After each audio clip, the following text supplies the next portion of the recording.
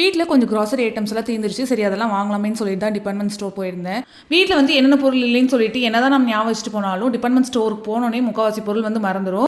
அது எப்படி வீட்டில் இருக்கும்போது வந்து எல்லா பொருளுமே நம்மளுக்கு ஞாபகம் இருக்கும், இந்த பொருள் இல்லை அப்படின்னு சொல்லிட்டு டக்குன்னு ஞாபகம் வந்துடும். ஆனால் இந்த மாதிரி கடை அன்னைக்கு போனோம் அப்படின்னா டக்குன்னு அந்த பொருள் எல்லாமே மறந்துடும். முக்கால்வாசி ஐட்டம்ஸ் நம்மளுக்கு ஞாபகமே இருக்காது.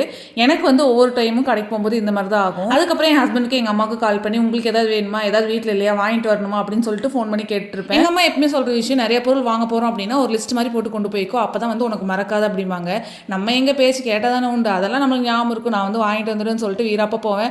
அதுக்கப்புறம் முக்கால்வாசி பொருள் மறந்துடும். மறுபடியும் எங்கள் அம்மாவுக்கு ஃபோன் பண்ணி திட்டு வாங்கிட்டு என்ன பொருள் வாங்கணும்னு கேட்டுட்டு வருவேன். வாங்கிட்டு வந்து க்ராசரி ஐட்டம்ஸ் எல்லாத்தையும் அந்தந்த கண்டெய்னரில் போட்டு வச்சுட்டு நைட்டு டின்னர் ப்ரிப்பரேஷனை வந்து ஸ்டார்ட் பண்ணிட்டேன். டின்னருக்கு பார்த்தீங்கன்னா டொமேட்டோ ரைஸும் எண்ணெய் கத்திரிக்காய் குழம்பு தான் வந்து பண்ணியிருந்தேன். எனக்கு வந்து இன்றைக்கி ஒரே கிரேவிங்ஸாக இருந்தது. எண்ணெய் கத்திரிக்காய் குழம்பு செஞ்சு ரொம்ப நாள் ஆச்சு. சரி இன்னைக்கு செஞ்சிடலாம்னு சொல்லிட்டு அதுதான் செஞ்சுருந்தேன். உங்களுக்கு இந்த மாதிரி எண்ணெய் கத்திரிக்காய் குழம்பு பிடிக்கும் அப்படின்னா எனக்கு மறக்காமல் கமெண்ட் பாக்ஸில் கமெண்ட் பண்ணுங்கள்.